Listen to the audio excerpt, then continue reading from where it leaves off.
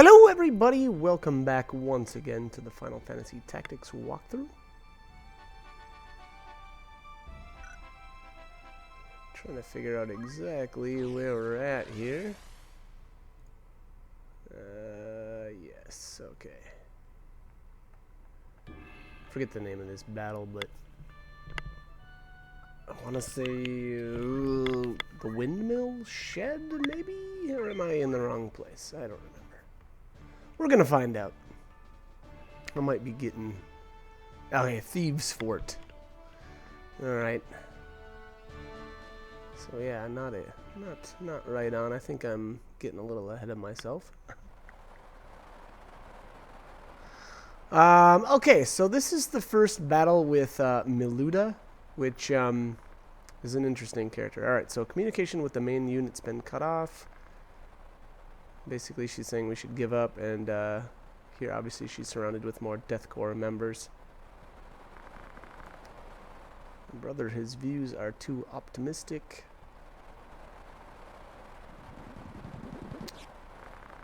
Enemy attack!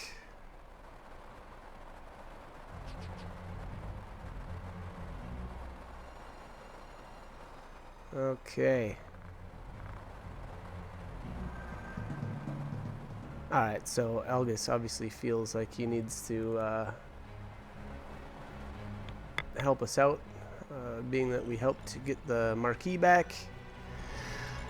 Which is, okay, that's fair enough. Alright, so we've got a bunch of thieves in this one.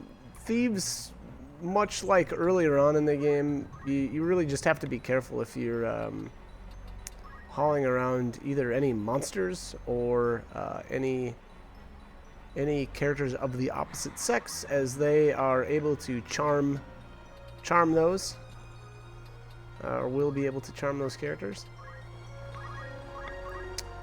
I don't think a male with the steel ability can charm another male. I think that's not the case in this game, if I remember correctly. Anyway, maybe I'm wrong on that. I think it's been a while since I've seen that actually come up, but I'm fairly certain every time you try there's like a 0% chance that it'll work. So boom, Toledo just walks up and socks that guy in the face. As always, I've got my dancers in the back jamming out, hypnotizing. Oh, not really. Okay, it's not really hypnotizing the foes, but they're doing their thing. So like I said, Miluda is a unique character. It's actually kind of, well, I won't get into it a whole lot. I don't wanna ruin any of the story. So just keep in mind that she is pretty unique here, and there's some dialogue at the end of this battle that's pretty important for kind of like the feel of the story, I would say. So once we go through that, I'll talk about it a little bit more. But so anyways, we've got a couple of white mages here, as well as the three thieves. Again, I would say stay away from the thieves with your female characters, if at all possible. And then otherwise, just take these guys down. Miluda is, I don't know if I'd say if she's dangerous or not. Most of these enemies are all going to be dead here shortly, so I would say to call her dangerous is not it's not exactly accurate. I think though, being that she's got the knight, or she's a knight class, she has the ability to break your equipment. So I believe the chemist has the passive ability maintenance. I think it's the chemist anyway. I should actually, yeah, let me check. Let me make sure on that, because that ability is kind of nice to have if you're going up against characters that can break your stuff, because yeah, it is the chemist. So that's just a chemist passive, where obviously you'd have to equip it, but it's called maintenance. And it makes your equipment immune to be broken, and that's extremely important, especially in certain points of the game where you're going up against maybe characters like this with the ability to break your gear. Because not only is it actually going to do... actually, I think it does damage still. I don't think it just breaks the equipment. I think your character actually takes damage too. So, but to be honest, that won't be that big of a deal for the time being. Later on, we'll actually get a lot of, like, I would call it unique equipment, and you know, that kind of equipment, you don't want to get that broken, because there isn't going to be any way to replace it, unfortunately. So I would say keep that in mind. Who do you think you are? We're not your animals.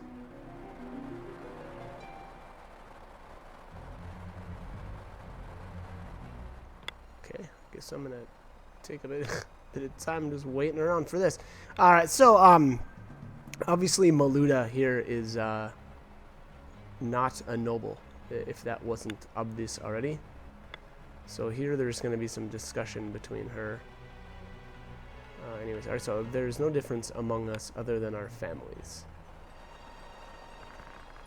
Have you ever been hungry with only soup to eat for months? Why do we have to suffer? Because you nobles deprive us of our right to live. Elgis here being disgusting. From the minute you were born, you had to obey us. From the second you were born, you were our animals. Okay, so if you didn't hate him already, you probably do now. Says who? That's nonsense. It's the will of heaven. Wow. God would never say such things. In his eyes, all are equal. He'd never let this happen. Never. Animals have no God. Yeah, so like I said, if you weren't already disgusted in Elgis, you probably are now.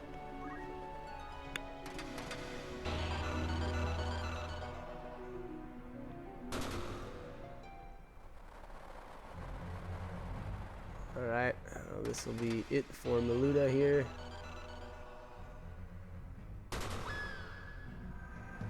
Alright. So that is that. Lay down your sword, surrender, and we'll spare you. Obviously, Ramza being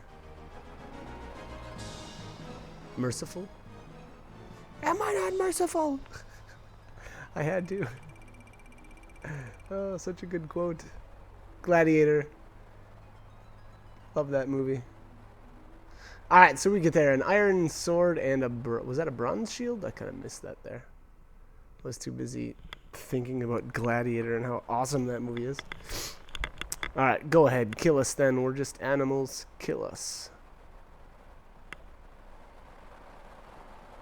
So, yeah, boy, this scene is pretty brutal. Alright, so you hate us that much? Ramza, kill her now.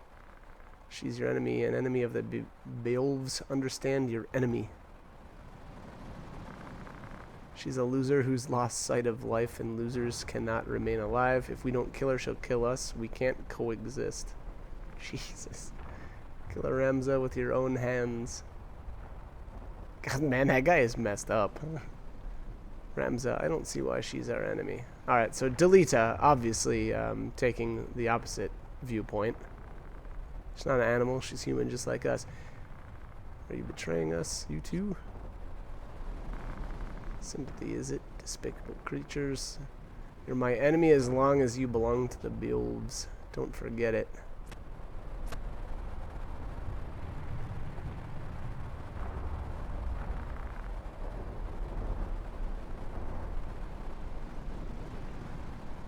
Alright, so obviously,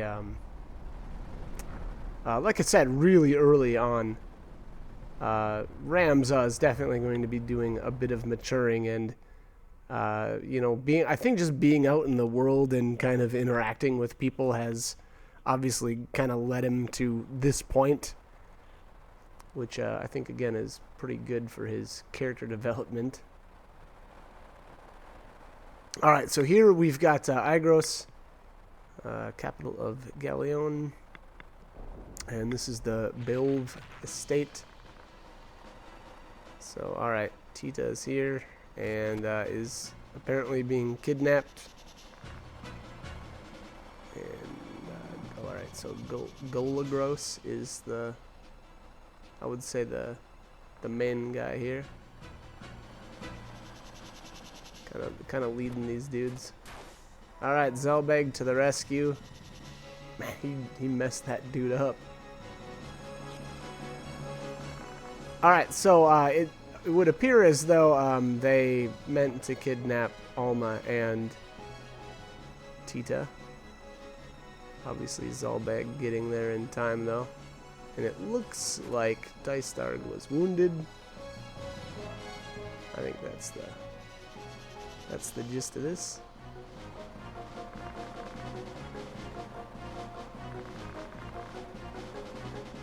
They're after me. Oh, okay. 5 people were killed and Tita was kidnapped. After them, leave no stone unturned until you find them. Alright, so there it is. Dystarg actually did, and I never caught this before, but he did tell Zelbeg to go after them and to leave no stone unturned. Right before he passes out. But alright, I'm going to cut this here, so hope this guide was helpful, and hope you join me for more videos. Thanks as always for watching.